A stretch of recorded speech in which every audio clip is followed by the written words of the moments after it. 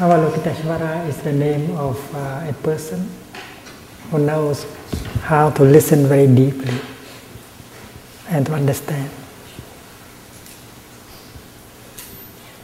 By listening deeply, she can bring a lot of relief to people. And the practice is called the practice of compassionate listening. The Bodhisattva Avalokiteshvara. In Vietnamese, Namo Bồ Tát Quan Thế Âm, Quan Yin in Chinese.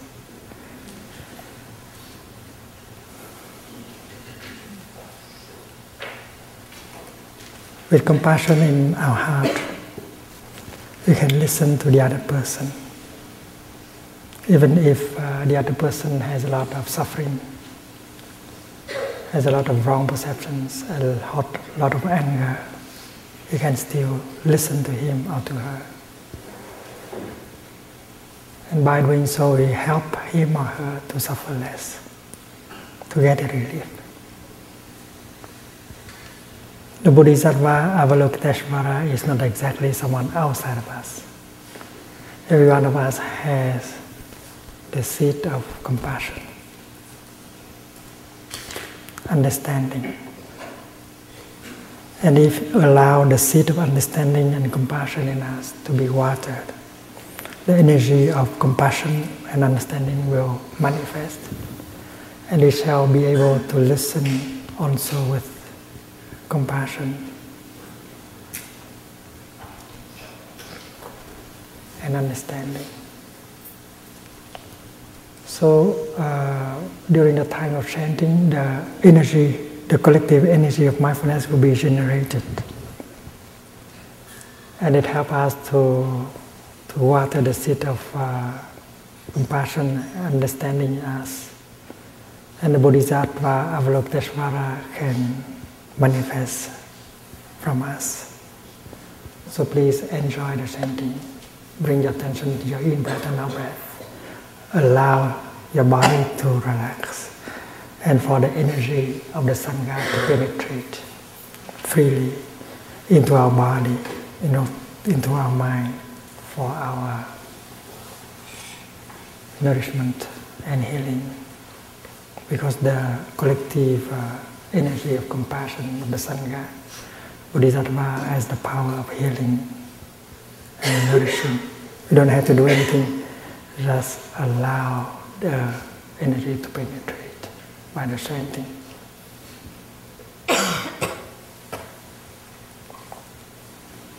We allow our body to relax, and we bring our attention to the sound of the chanting.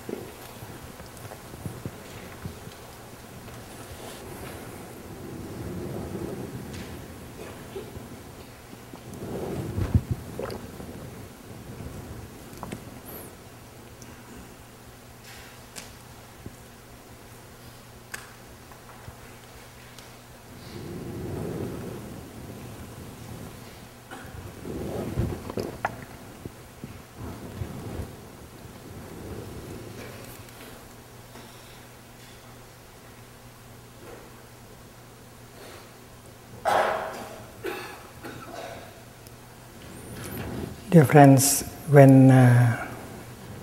whenever we hear the sound of the bell,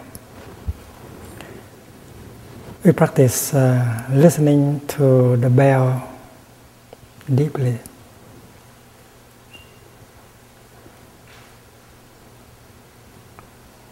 Usually when someone invites the bell to sound, we don't say hit the bell. We say invite the bell to sound. He or she should wake the bell up first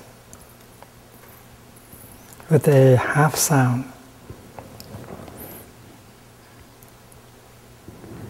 like this.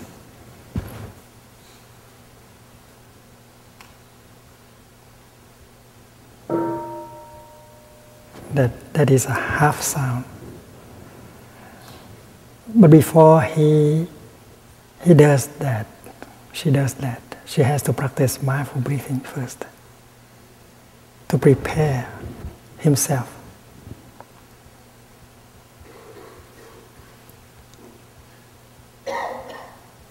And there is a verse for the bell master to use for breathing in and breathing out, and to make himself or herself available to the bell, qualified as a bell master. You just cannot pick up the instrument and then you make the sound. You have to prepare yourself. So holding the, may I borrow it?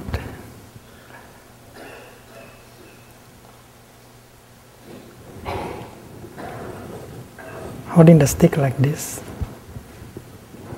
he will practice mindful breathing.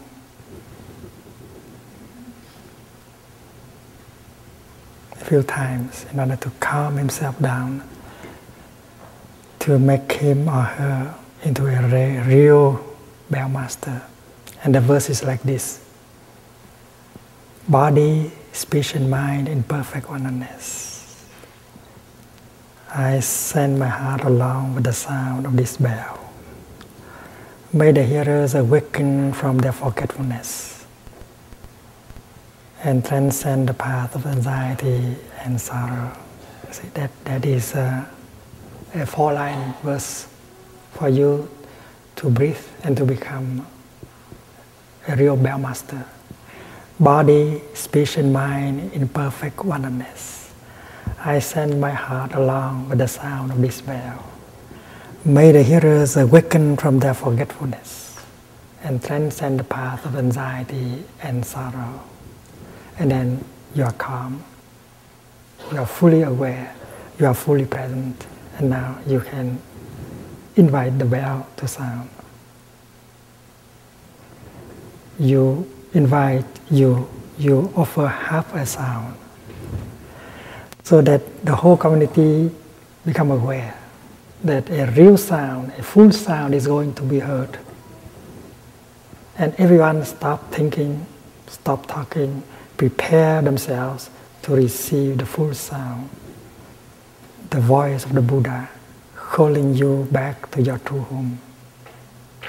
In the practice center, the sound of the bell is the voice of the Buddha from within, calling you back to your true home. And so the bell master make a half sound and allow you the time to prepare yourself for the reception of the full sound, the voice of the Buddha. You stop what you are saying, you finish what you are saying in a few seconds, you stop your thinking. Not only your talking, but you stop also your thinking. You go home to yourself with your in-breath, and you enjoy breathing to get prepared for the sound as the voice of the Buddha from within, calling you back to your true home. And then the bell master will allow you the time to for one in breath, 1 out breath at least, and then he or she will invite the bell so that a full sound will be offered to the whole community. And then everyone will enjoy breathing in and breathing out at least 3 times. And when you breathe in, you say, I listen, I listen. And when you breathe out, you say, this wonderful sound brings me back to my true home. Listen, listen. This wonderful sound brings me back to my true home. No thinking, just listening. Listening very deeply to the sound of the bell that will bring you back to your true home in the here and the now. And the one who speaks, stop speaking and thinking about what to say next. And enjoy deeply his or her in-breath and out-breath. Enjoy his being in his true home. That is the living Dharma. Being in your true home. And the one who listens to the talk also stop listening and enjoy her in-breath and out-breath. Very nourishing, very healing. In Plum village in France, not only we enjoy the sound of the great bell within our center, but whenever the bell, the church bell nearby sound, we also stop and enjoy the church bell. Not only we enjoy the church bell, but every time the clock play music, every quarter of the hour, we also stop thinking, stop talking, and we go back to our breath, and we enjoy breathing in and out. Whether we are in the dining hall or in the kitchen, we do the same.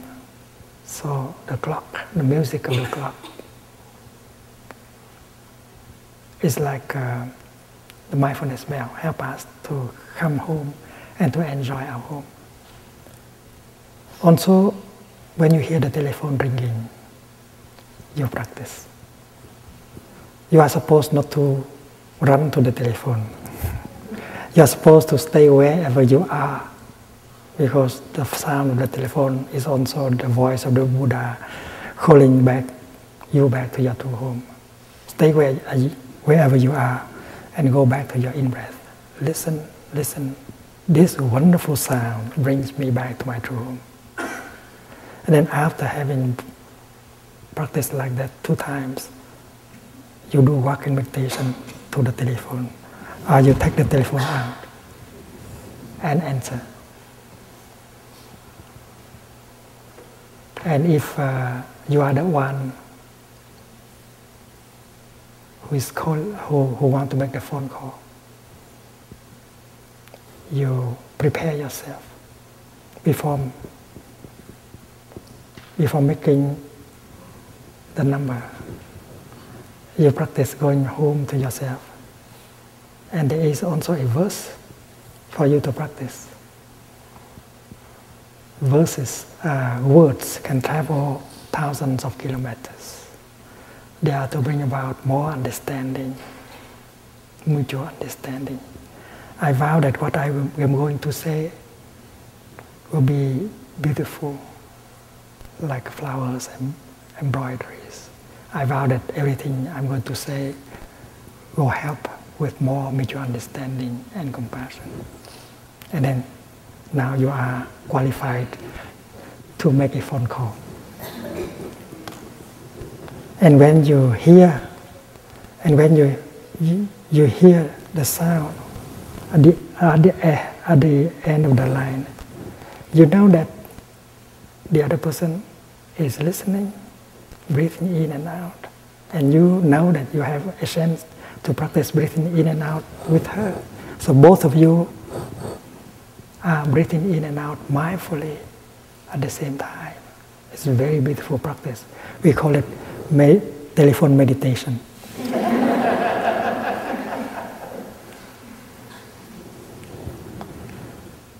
And then in Plum Village, in the Deer Park Monastery also, if we use the computer is programmed so that every quarter of the hour there will be a bell of mindfulness, so that you can stop your work and go home and enjoy your in-breath and out-breath. And you know that when you call Plum Village or Deer Park, you don't expect them to answer right away after the first ring. They are breathing in and out.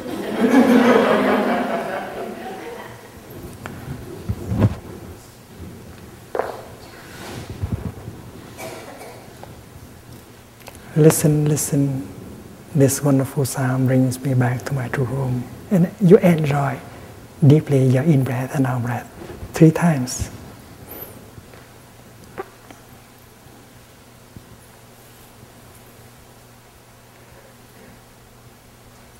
The bell master tonight is a monk from New Zealand.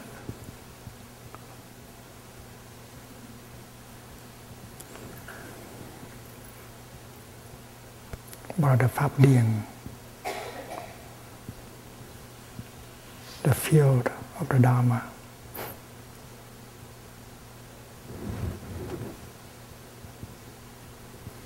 Enjoy the mindfulness bell. Enjoy your in-breath and out-breath 3 times.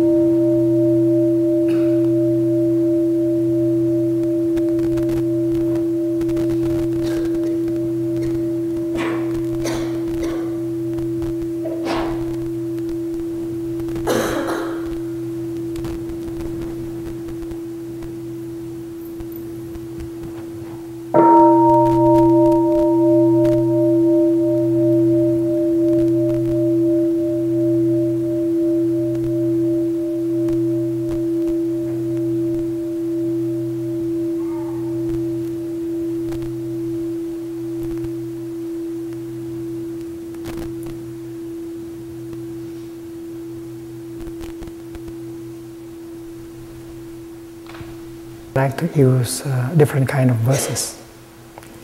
You may use the verse, I have arrived, I'm home, I have arrived, I'm home.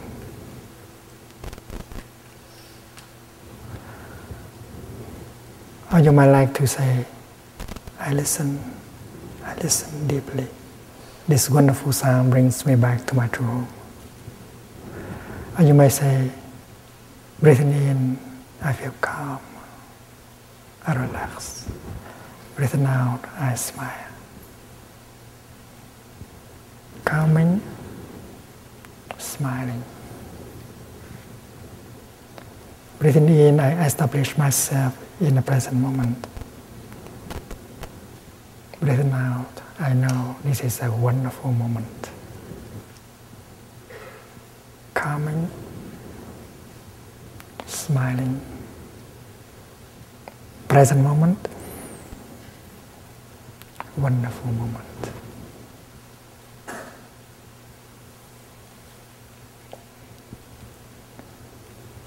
when you come home to the present moment with your in-breath, you become fully alive, fully present. You can touch life in the here and the now. You feel that you are alive. You touch the miracle that you are alive. Because to be alive, that is the greatest of all miracles. And with only one in-breath, you can touch that miracle. That is why you can say, present moment, wonderful moment. If someone asks you, my dear friend, has the most wonderful moment of your life arrived? He wants to know whether the most wonderful moment of your life has arrived. It would be a pity if such a moment does not arrive at all. Then you may have the tendency to say, oh, it does not seem that it has arrived, that wonderful moment. But I am sure that it will arrive soon, sometime in the future. And that is our tendency to answer. But if we keep living like the way we have lived our life in the past 20 years, it will not arrive in the next 20 years. It might not arrive at all, that moment we call the most wonderful moment of our life. And for many, many of us, that moment does not arrive at all until we die. The Buddha said, you have to make the present moment into the most wonderful moment of your life. And this is possible. Because if you are able to go home to the present moment, to the here and the now, become fully alive, become fully present, you can touch all the wonders of life within yourself and around you. Everything belonging to you is a wonder. Your eye, your ear, your nose, your body, your mind.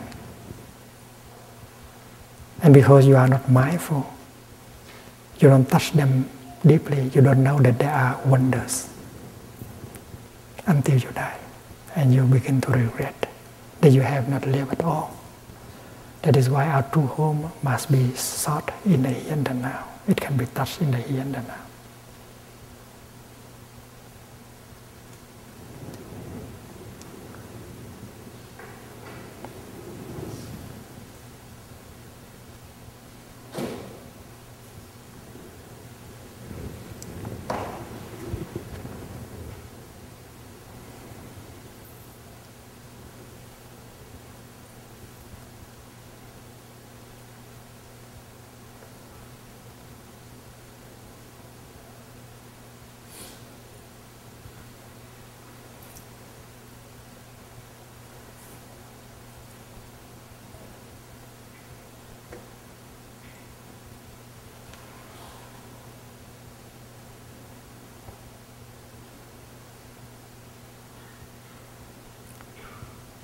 My true home is not limited to a place.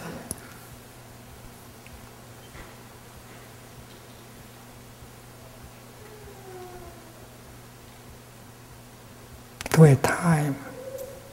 My true home is not Vietnam. My true home is not France. My true home is not America. My true home is not Africa. My true home is not the Palestine. My true home is not Israel.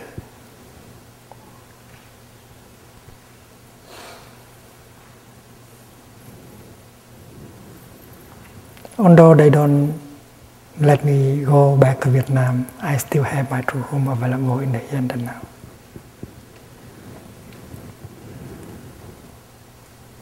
And maybe they are in Vietnam, but they don't have a home.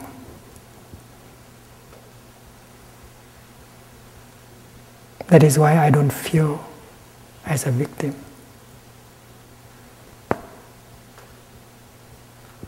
And I don't feel that they are my enemies. They are victims of fear.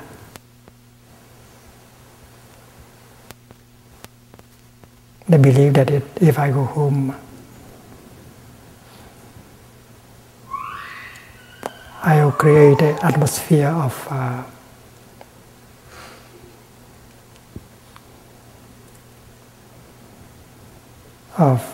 solidarity, of friendship, of brotherhood that may be threatening to their power.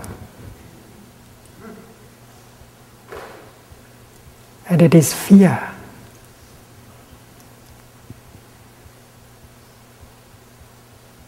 that is an obstacle. I want to help them to be free from fear. They are not my enemies. They are the ones I want to help. They are object of my practice of compassion and understanding. I have no enemies.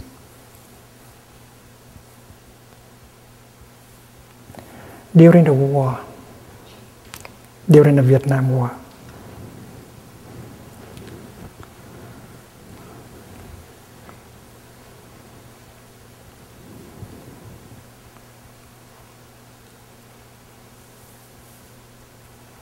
it was so difficult for us to voice our concern.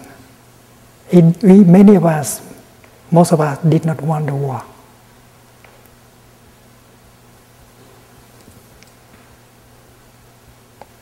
The war put us in a situation where brothers have to kill brothers and kill with foreign weapons and ideologies. Communism and anti-communism were imported. Also weapons used by the communists were imported. Weapons used by the anti-communists were imported. So they gave us guns and ideologies and urged us to fight each other and kill each other. We started a movement called "Don't Shoot Your Brother." And our voice was silenced by both sides of both warring parties. We try to speak out. We try to tell you in the world that we don't want the war. We don't want the killing of each other with foreign weapons and foreign ideologies. And yet you were forced to do so. So those of us who practice mindfulness, understanding and compassion, we did not want to accept the war. We wanted to reconcile. And our voice was not allowed to be heard. Sometimes we have to burn ourselves alive in order to get the message across. Thích Quảng Đức, a friend of mine, one day he burned himself. And his picture appeared in the international press. I was in New York. And I saw that picture in the New York Times front page. He's a friend of mine. Nhật Chi Mai, one of the first 6 members of the Order of Interbeing, my disciple, she burned herself calling for reconciliation. She went to the Tương temple very early in the morning, about 2, 3 o'clock in the morning. She put a statue of the Virgin Mary and Kuan Yin. She left behind a set of letters calling for the President of North Vietnam, the President of South Vietnam, for everyone to come together and stop the act of killing each other. and then she doused herself with gasoline and she burned herself. Nhạc Chi Mai is a very close sister, close friend of Sư Cô Chân Không, Sister Chân Không, True Emptiness. I was in Paris. She left behind a letter for me. Thầy, don't worry. Peace will come. Don't suffer too much, don't worry. She was about to die, but she tried to comfort me, her teacher. It's very, very difficult for us to voice our concern. Although we are the majority in the country, we did not want the war. My book of poetry, peace poetry, I like to call it peace poetry rather than anti-war poetry. It was condemned by the North and confiscated by the South.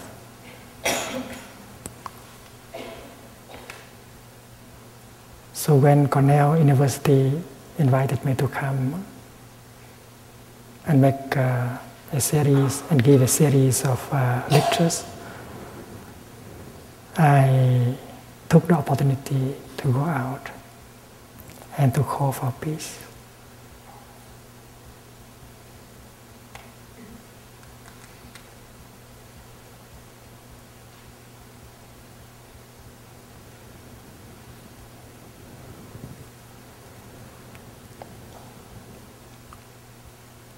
In June the 1st,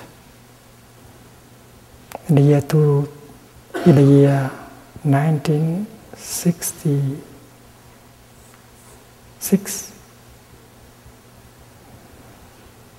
65, 66.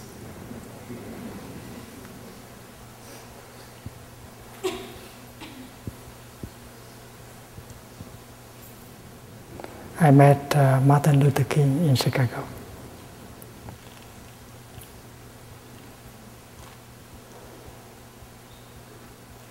Exactly 1 year before.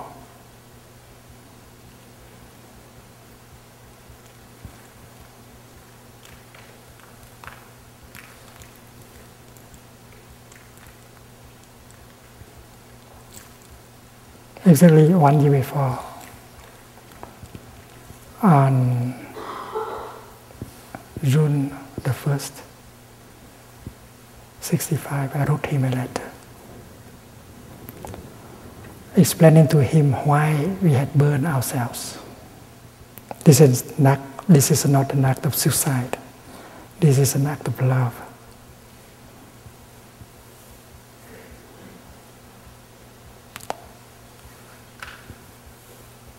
You want to transmit a message, but you have no other ways. You have to burn yourself in order for your message to get across. So the suffering of the monk who burned herself to get the message across, the message of love and compassion, is of the same nature of the act of Jesus Christ dying on the cross, dying with no hate, no anger, only with compassion, leaving behind a compassionate call for peace, for brotherhood. So exactly 1 year after I met him in Chicago, we talked for some time, and then after that, we went out to meet with the press. And that day he came out against the war in Vietnam. And that is the day when we combine our efforts of working for peace in Vietnam and fighting for civil rights in America.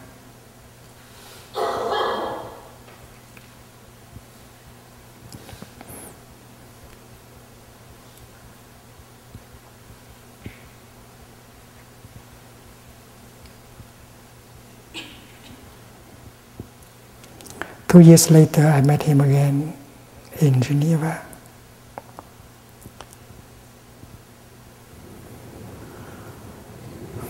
In a conference called Parliamentaries, organized by the World Council of Churches.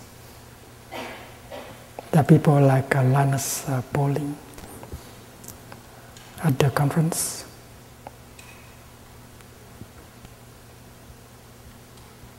He stayed in the 11th floor. I was on the 4th floor. He invited me up for breakfast.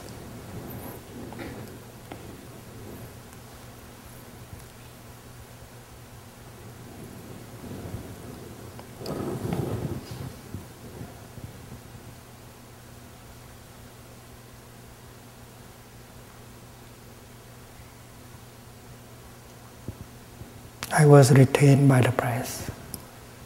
I came up late. And he kept the breakfast warm for me and waited for me.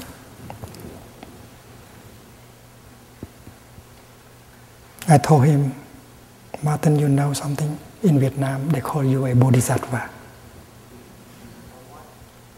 They call you a bodhisattva, an enlightened being, trying to awaken other living beings and help them go in a direction of compassion and understanding.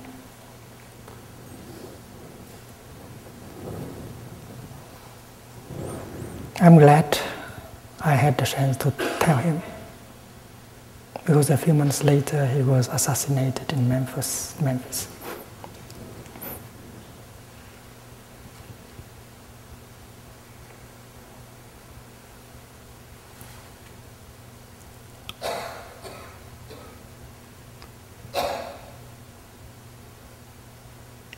We were in France. We had a bureau, an office representing the Buddhist community in Vietnam.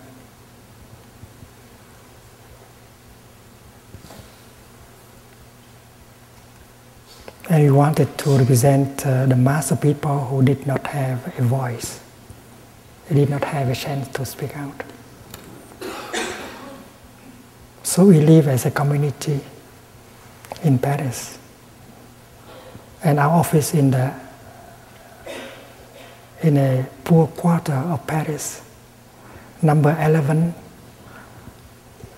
La Goutte d'Or Street,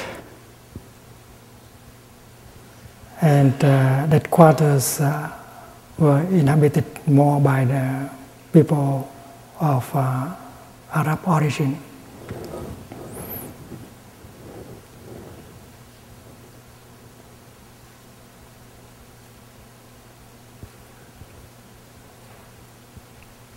Every time I applied for a visa to go to America, it was turned down automatically.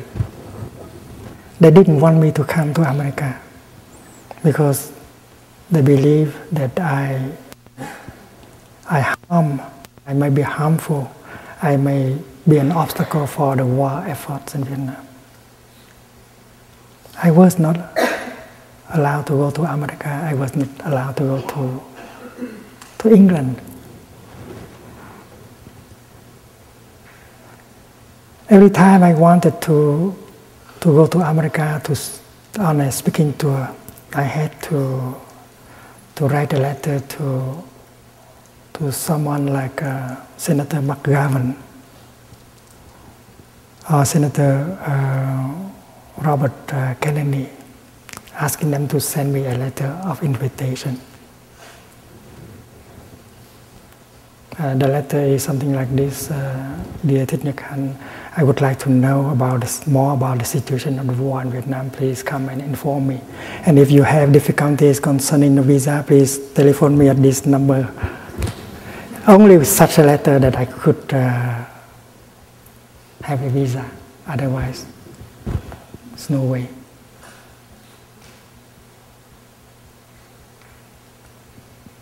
I remember one day I flew from Japan back to Paris. I did not have a visa. for transit in Seattle. I flew from Tokyo to New York via Seattle and then to Paris. I want to stop in New York in order to meet with a friend in the peace movement, Alfred Hassler of the Fellowship of Reconciliation. And when I landed in Seattle, well, I was locked in a place where I could not see anyone. I look around and see many pictures and wanted.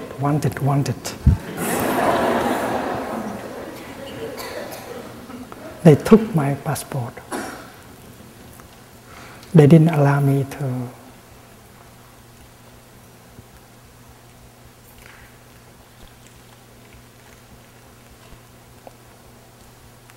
be in touch with anyone. And then when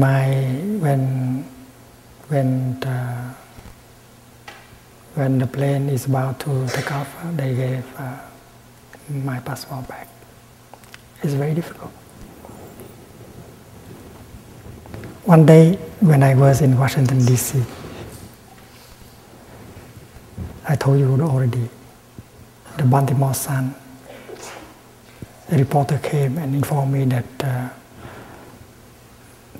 there's a dispatch from Saigon informing the government of the United States of America, of France, of England, United Kingdom, and of Japan, asking them not to honor the passport of Thich Nhat Hanh, because he has been saying things that are not helpful to the world efforts against communism. And in Vietnam, my books, my articles, my poetry was banned by both the communist and the anti-communist.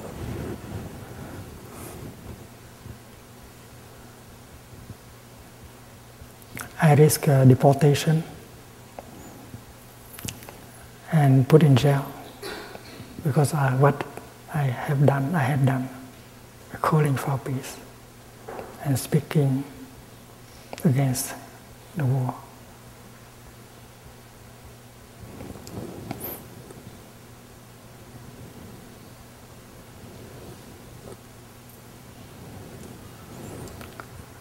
It was my intention to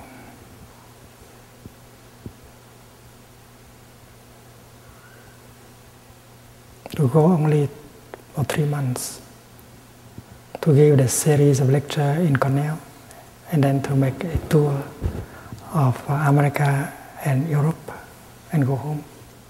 I was working with my friends in a school of youth for social service, the Van Hanh Buddhist University that I helped found it in '64.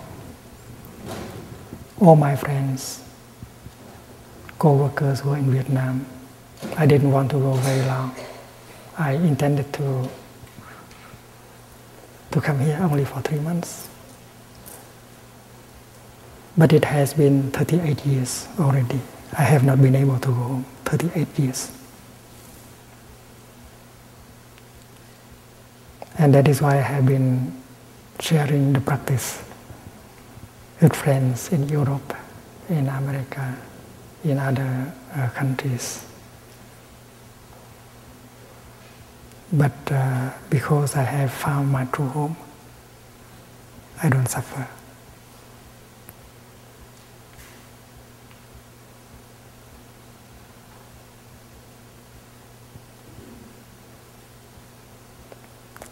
The truth is that during the first year of my being exiled, it was difficult, quite difficult.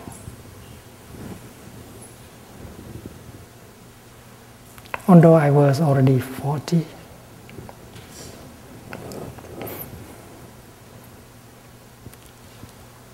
although I was already a Dharma teacher, having many monks and nuns as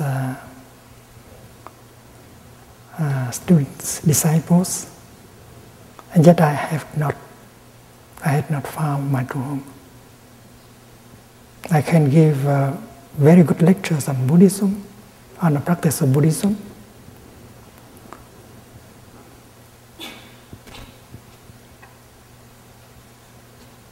But I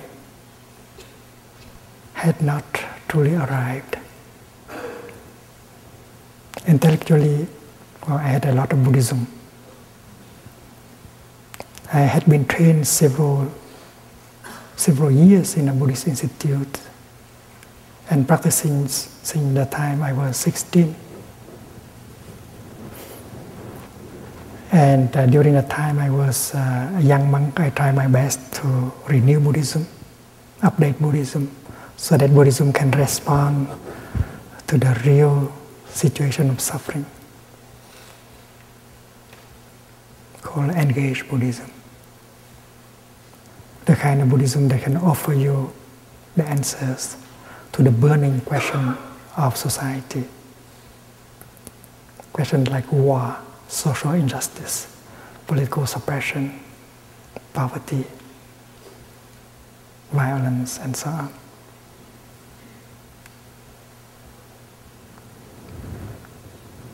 It was very difficult for me during the first 2 years, because my intention was to bring about information to the world, the kind of information that were not available to people, because the warring parties, they had all the mass media. And in speaking tour, I slept 1 or 2 nights in each city, in America, in Europe, in Australia, and so on. There were times when I woke up at the night, I did not know where I was. Very difficult, very hard. And after, well, I had to breathe in and out and to find out where I was, what city, what country. And I dreamt of going home to my root temple in central Vietnam, climbing a hill, green hill, beautiful trees. And half the way to the top of the hill, I woke up and realized that I was in exile. And the same kind of dream repeated again and again. I was very active. I was making friends with many people, Catholic priests, Protestant ministers, professors, young people, children.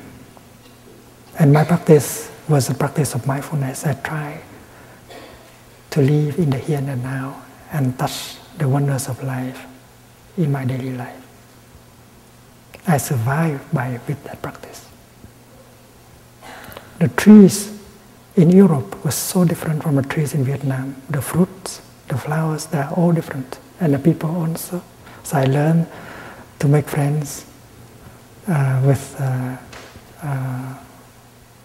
play with German children, French children, American children, British children. I make friends with Anglican priest, Catholic priest, Protestant ministers, and so on.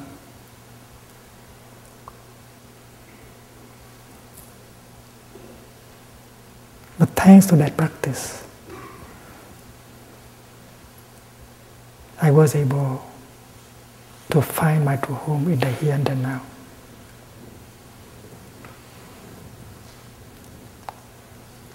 And I stopped suffering, and the dream did not come back anymore.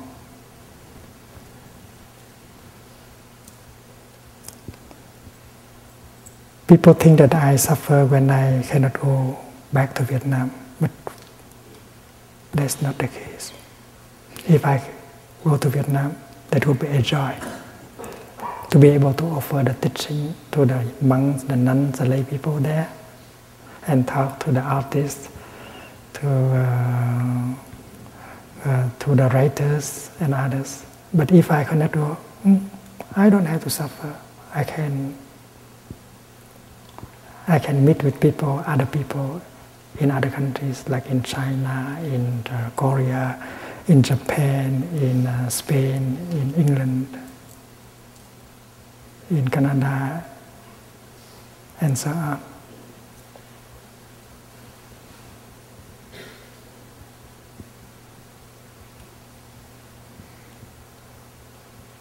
And the formula I have arrived. I am home.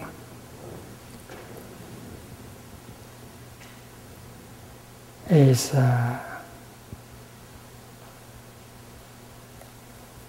embodiment, the expression of my practice.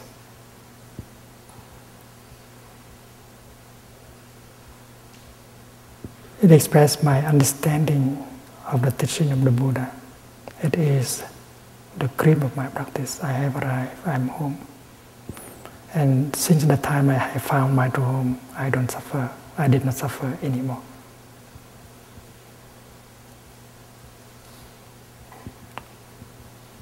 The past is no longer a prison for me. The future is no longer a prison for me. I'm able to live in the here and the now. I'm able to touch my true home. And I know that the future is available through the present. This is what I have found. When you touch the present moment deeply, you touch the past. And if you know how to handle the present moment properly, you heal the past.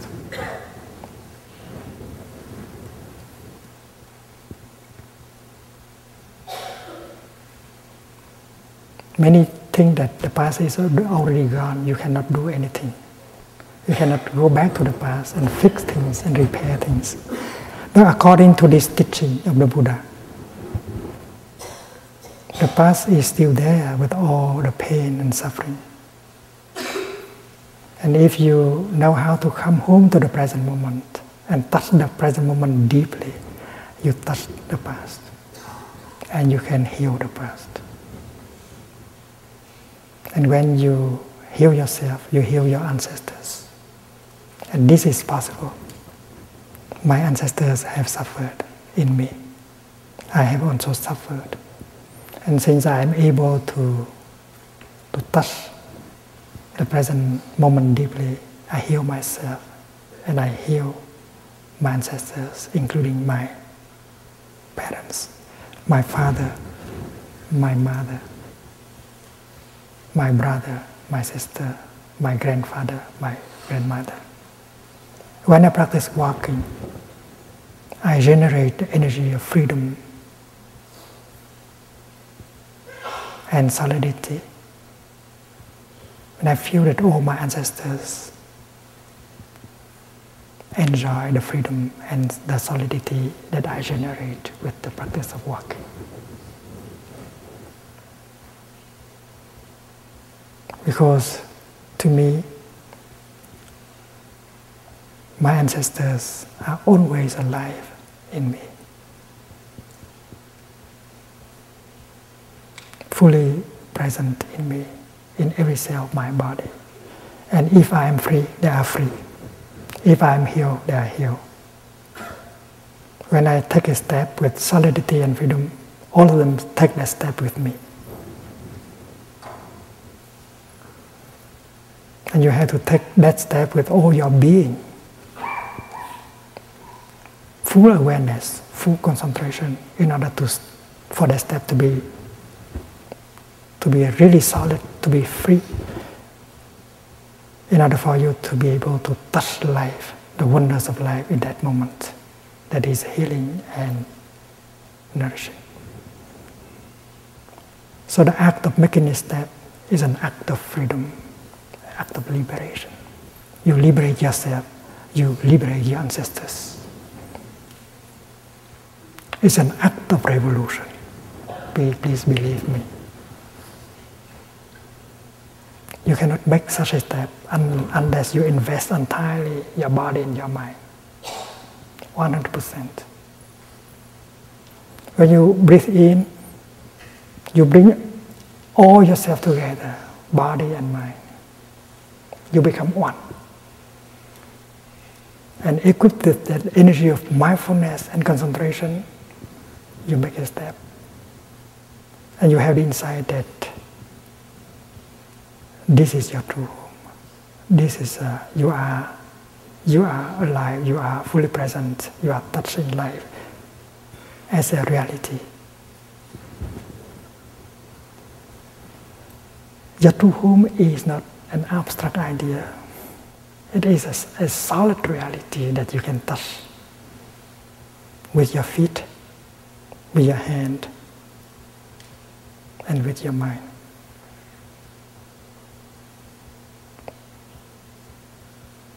The kingdom of God or the pure land of the Buddha, for me, they are not abstract ideas.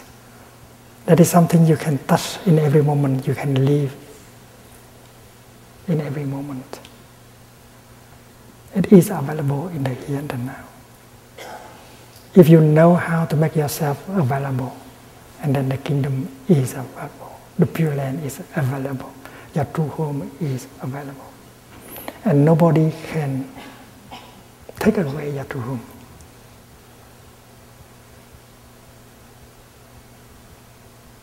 They can occupy your country, yes. They can put you in prison, yes. But they cannot take away your true home and your freedom.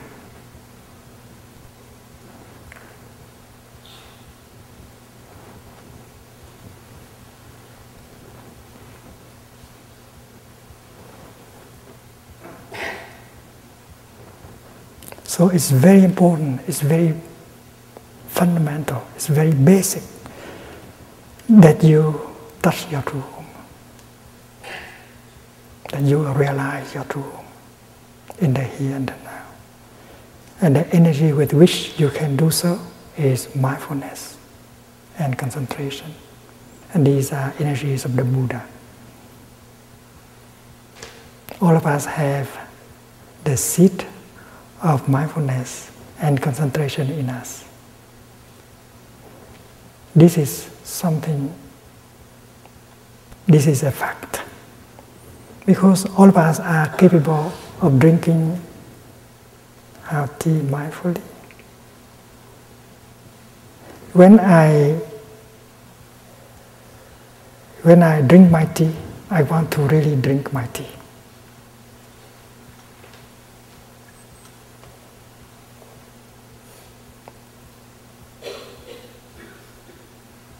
I may like to breathe in order to bring my mind home to my body and establish myself fully in the here and the now.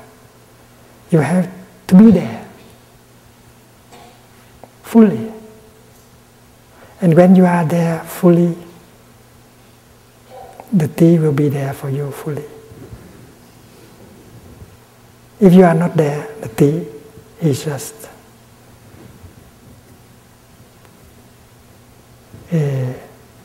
something like a ghost, not very real.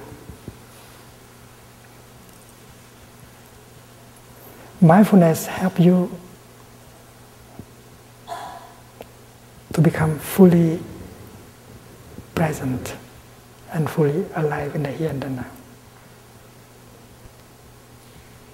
And it does not take long. It may take just one step, or one in-breath. And by making a step or breathing in, you bring your mind back to your body. In your daily life, maybe your body may be here, but your mind may be there, they go into different directions. And you are in a state of destruction. Mind and body are away from each other. Your mind may be preoccupied by your project, your fear, your anger, caught in the past, caught in the future. But between your mind and your body there is something. Your breath.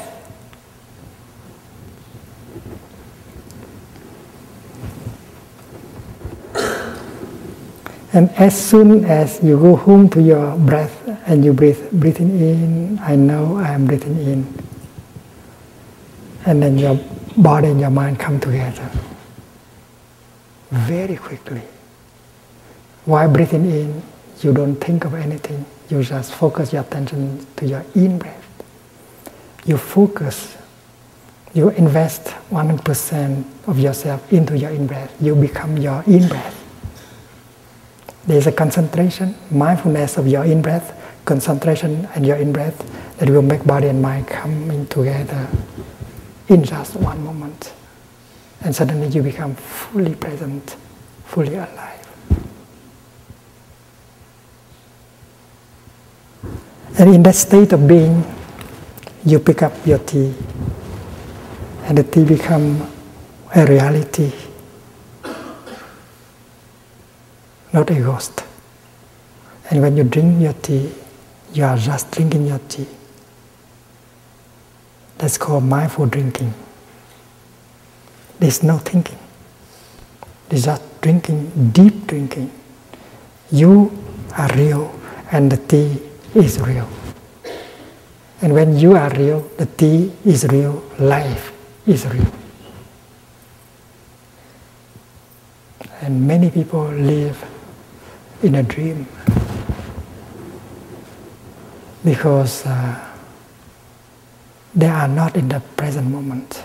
They don't know what is going on in the present moment. But because you are able to bring your mind back to your body, you are fully present and you become aware of what is going on. What is going on is that I enjoy my tea. There's no drinking at all. There is no thinking at all. There's only drinking of tea. In that moment, I live deeply the moment of drinking my tea.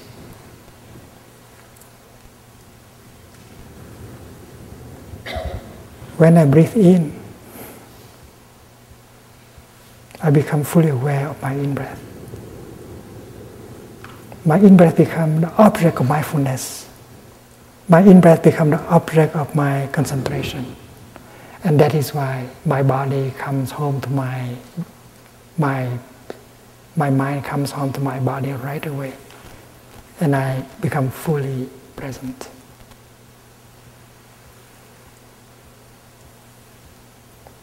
Suppose a group of people stand there and contemplate a beautiful sunset.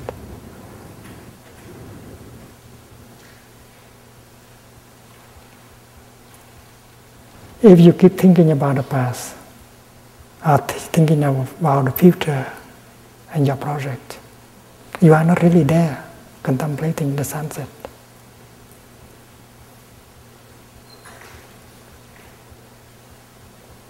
The sunset is not for you. So if you practice breathing in and out, become available in the here and now, and this beautiful sunset is for you.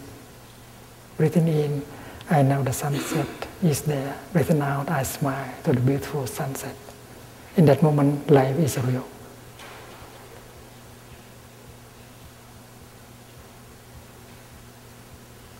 And you have your true home.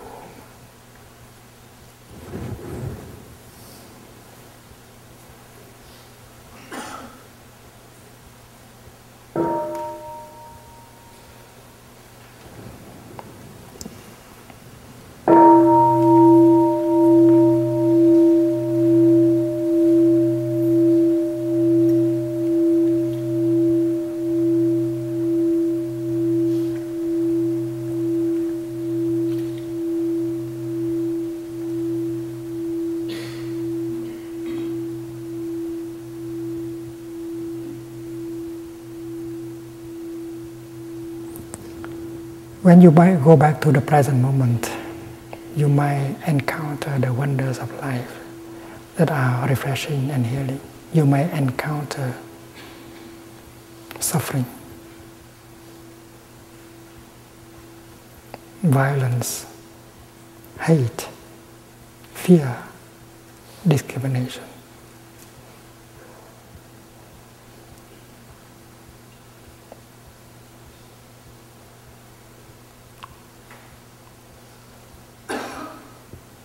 And if you are a good practitioner, you have enough mindfulness in order to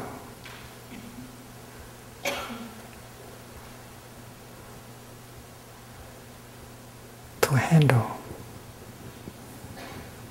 whatever needs to be handled.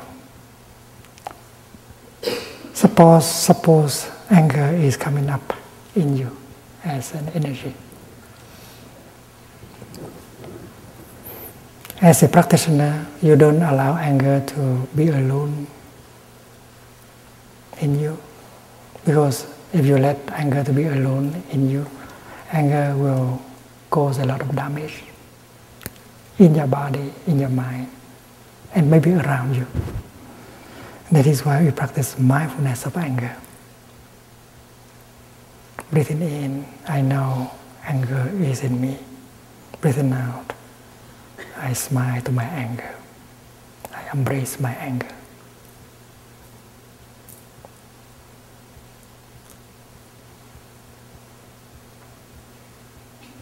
You have a seed of anger deep in yourself.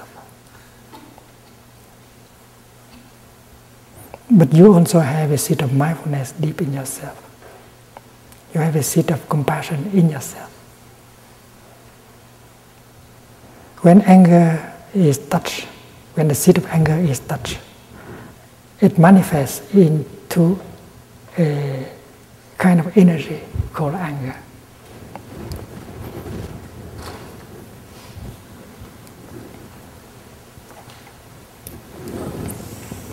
Suppose this is your consciousness, and it has two layers. The lower layer is called store consciousness,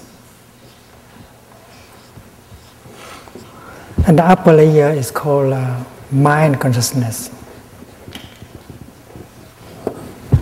You have a seed of anger here. You also have a seed of joy, of mindfulness, of compassion, of non-discrimination. You have a seed of anger, of despair, of jealousy, of discrimination in the depth of your consciousness. But when the seed of anger is left alone there in the store consciousness, you don't water it. No one come and touch it. You are okay. You can laugh. You may have a good time. But that does not mean that you don't have the seed of anger in you. As soon as you hear someone saying something or doing something, the seed of anger in you is touched. And it becomes a zone of energy on the realm of mind consciousness. In Buddhism, we call it a mental formation. Anger is a mental formation.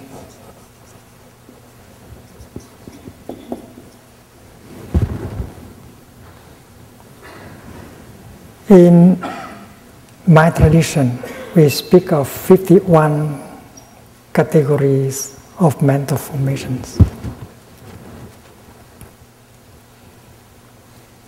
We have a seed of discrimination in us.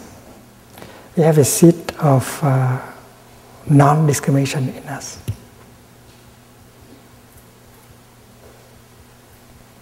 That is true. If the seed of discrimination is watered every day, it becomes very important. And it doesn't allow the seed of non-discrimination to manifest. If the seed of anger becomes stronger and stronger every day, the seed of compassion have less chance. And that is why every time a negative seed is touched and manifest, we have to take care of it. That is why I spoke about mindfulness of anger. When mindfulness is the capacity of knowing what is happening is anger has manifest. So as a practitioner, you ask the seed of mindfulness to manifest at the same time. And if you are a diligent practitioner, the seed of mindfulness in you is strong enough, and it's very easy for you to touch and invite it to come up. And it become a zone of energy.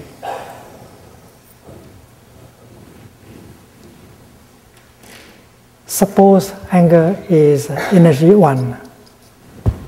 Mindfulness is energy 2. Mindfulness is mindfulness of something. And here, mindfulness of anger. Mindfulness here has the following function: recognizing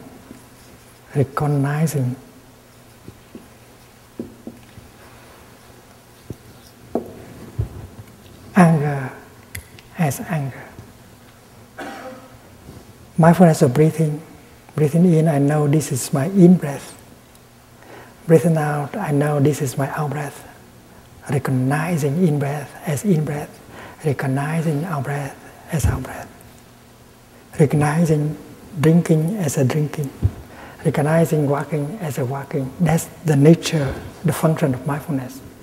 So the energy of mindfulness generated by your breathing, your walking, has the capacity of recognizing anger as anger. Breathing in, I know anger is in me. Breathing out, I take good care of my anger. Recognizing anger and embracing anger.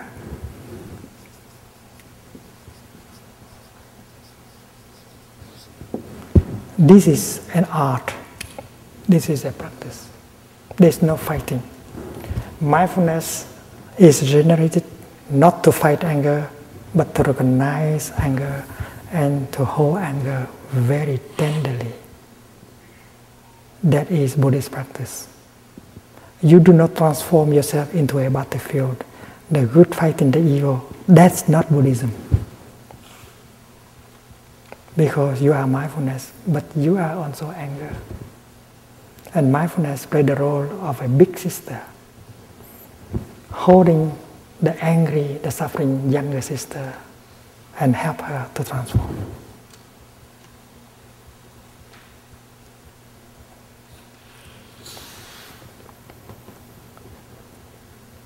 A mother was working in the kitchen and she heard the baby crying. And she very much cared for her baby.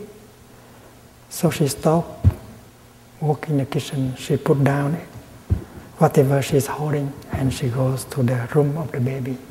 And the first thing she does is to pick up the baby and hold the baby tenderly into her arms. That's the mother. She does not know what is wrong with the baby yet, but the first thing she does is to pick up the baby and hold her mindfully. We do the same thing as a practitioner. Every time anger or despair come up, we generate the energy of mindfulness in order to recognize and to embrace tenderly. Tenderly.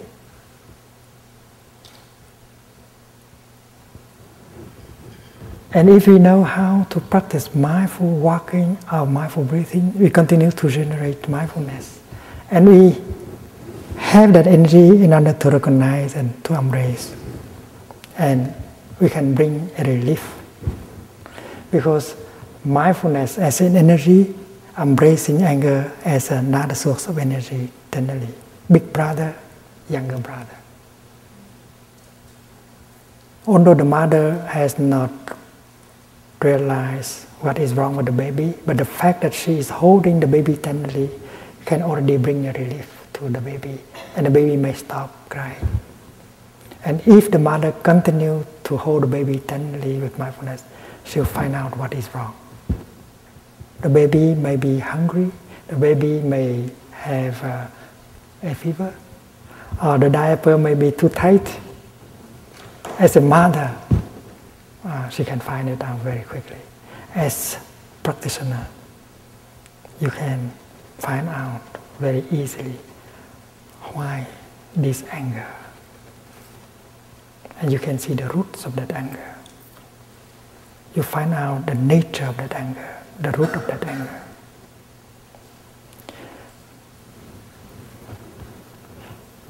If the mother found out what is wrong with the baby, she can fix the situation very quickly. If the baby is hungry, she gave her some milk. If the diaper is too tight, she just undo it and do it again. So after having embraced tenderly your anger, you might like to continue the practice of mindful breathing, the practice of mindful walking, and look deeply into the nature of your anger and find out what is the root of your anger. Recognizing, embracing, and looking deeply.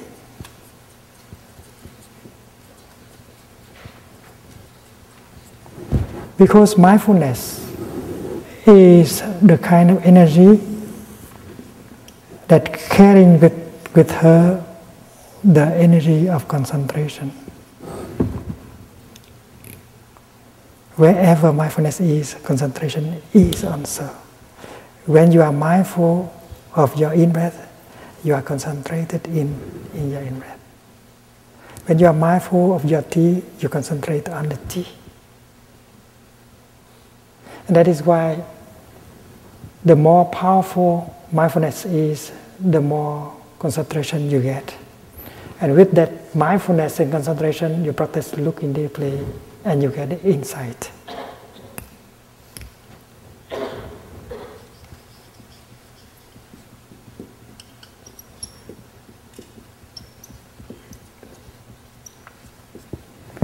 And that insight is going to liberate you, transform your anger.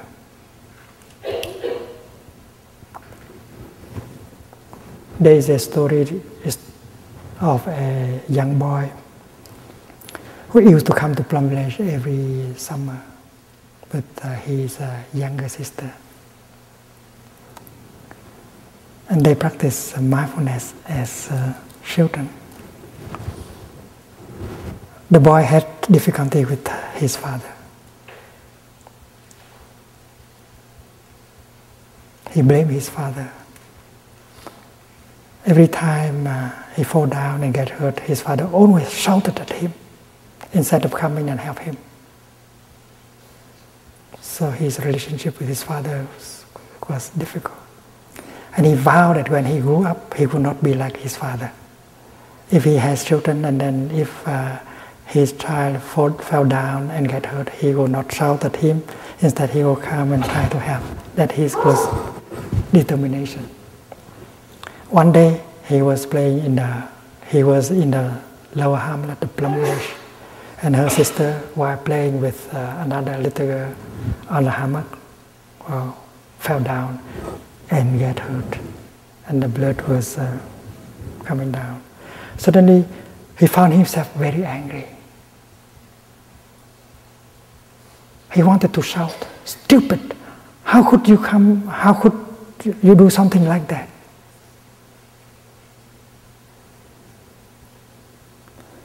And because he had been practicing mindfulness, he was able to refrain from shouting. And he recognized that he was exactly like his father. Instead of trying to come and help his sister, he had the tendency to shout at her. He hates what he has within himself. So when he practiced mindful breathing, he knew that this is a continuation of his father inside of him. He is not different from his father. And with that insight, he turned around and practiced slow walking. When he had seen someone come in to help his sister. And during slow walking, he recognized that he's a continuation of his father. The energy of anger has been transmitted by his father. And if he does not practice, he is going to become exactly like his father. And he will treat his children in the future in the same way. That is called samsara, continuation. And suddenly he had a desire that he had to go home and tell his father that he has exactly the same kind of energy, and he would invite his father to practice with him. And when that intention was born in him, his anger, resentment toward his father began to dissolve.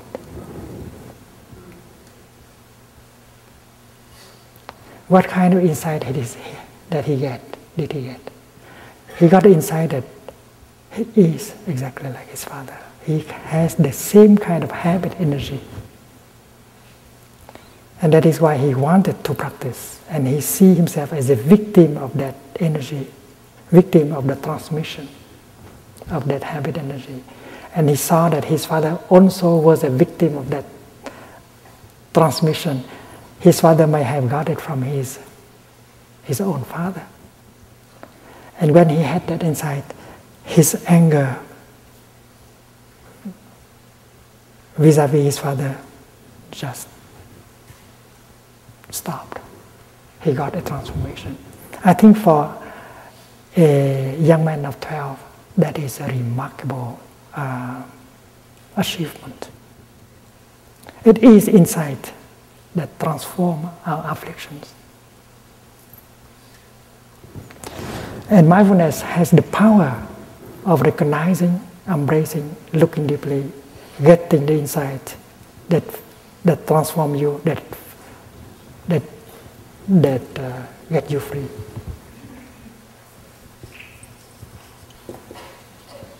Transformation and healing and freedom.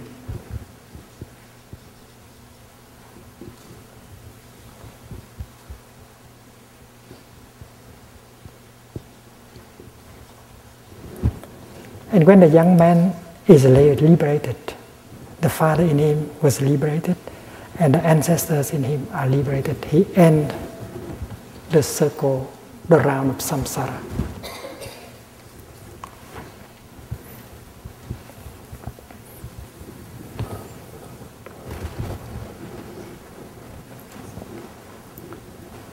What the young man realized is that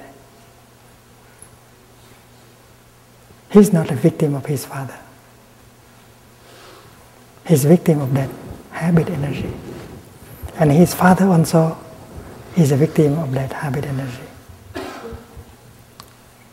And when you are able to transform you are in a situation to help transform him or her. The one that you have believed that to be your oppressor, the source of your suffering. And that is my practice. I do not have enemies.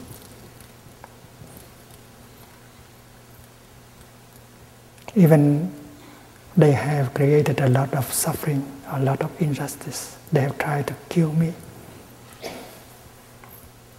to suppress me. But they are not my enemies. They are those I want to help. Because I have become free. I have changed myself. I have transformed myself. That's why I do no longer see myself as a victim. I know that if I can transform myself, I can transform them. I can help transform them. If you practice, and if you can transform your mind, your heart, you become a bodhisattva. And then you will be in a position to help them transform. Those you used to consider as oppressors,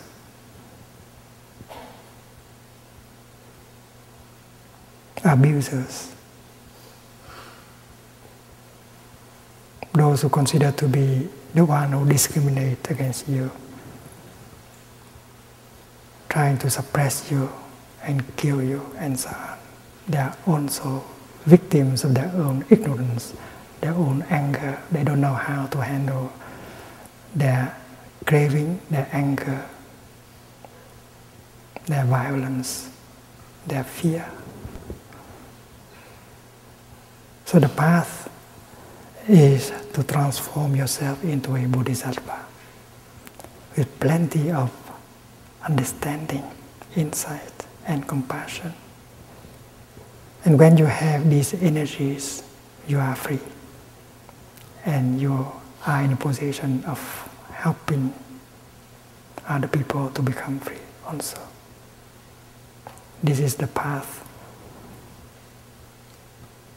shown to us by the Buddha. And as every one of us has the seed of mindfulness, concentration, and insight in himself or in herself, you are able to cultivate these three kinds of energies for our own liberation and healing. And we shall use the same kind of energies to help the transformation and healing of the world.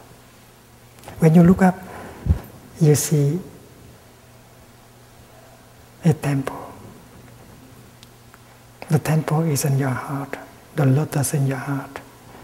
And underneath there was the word smrti. Smrti means mindfulness. And then there is the word samadhi, which means concentration. And there is the word prajna, that is insight. And that is the kind of energy that are in us to be cultivated, to develop. That is the energy of the Buddha in us. The energy of transformation and healing. During our retreat, we practice mindful breathing, mindful walking. And that is why we are encouraged to use our time for the practice. If we talk a lot, there will be no time to enjoy our in-breath, our breath, our walking. There will be time when we are encouraged to talk to each other, Dharma discussions. We will be sharing our insight, our way of overcoming our suffering.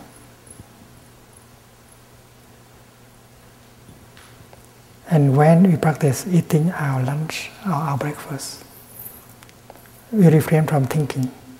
We establish ourselves in the here and the now. And we pay attention only to the food that we eat. When you pick up a piece of bread, we do not think of the past, of the future. We just touch the piece of bread deeply. And we are able to see that the piece of bread. So if you look deeply into the piece of bread, you see everything in it. And the piece of bread you hold in your hand is the body of the cosmos. And with a little bit of mindfulness, you can see that the piece of bread is an ambassador for the form of the cosmos coming to you. And if you can see the piece of bread in its true nature, and then you can put it in your mouth. Don't put anything else in your mouth, like your projects, your fear, your anger. It's not healthy. Just put the bread. And when you chew the bread, just chew the bread mindfully with joy. Don't chew your sorrow, your anger. It's not good for your health. There's no thinking, just the practice of mindfulness is chewing. And we take our time to enjoy our breakfast. From time to time, we pause and smile. The brother in front of you is you. The sister on your left is you. They all belong to the Sangha. And together we generate the mindfulness of the energy of mindfulness. The collective energy of mindfulness while walking, while sitting, while eating will be powerful. And it will penetrate into each of us. We'll be healed by the collective energy and nourished by the collective energy. Alone in our living room, we can generate the energy of mindfulness. But compared to the collective energy of mindfulness, well, it's not much. Therefore, to be in a Sangha and to allow ourselves to be penetrated by the collective energy of mindfulness of a Sangha is very important. So the coming together of a Sangha is a very important fact. It's a miracle. And we should profit from the opportunity. Allow ourselves to be transported by the collective energy of Sangha. Allow the Sangha to embrace our afflictions, our pain, our sorrow. The Sangha is the boat that helps you to float on the river of suffering. Allow yourself to be transported by the Sangha, by the collective energy of mindfulness. And while eating, you enjoy the time being with the Sangha. You smile to your brother and sister in the practice. You allow yourself to be nourished by the collective energy of the Sangha. And every moment of our daily life, mindfulness helps us to be in the here and the now. And the real practice, the true practice, is to allow every moment of our daily life to be a joyful moment. That will be possible thanks to the power of mindfulness and concentration generated by yourself and generated by your Sangha. Tomorrow we shall have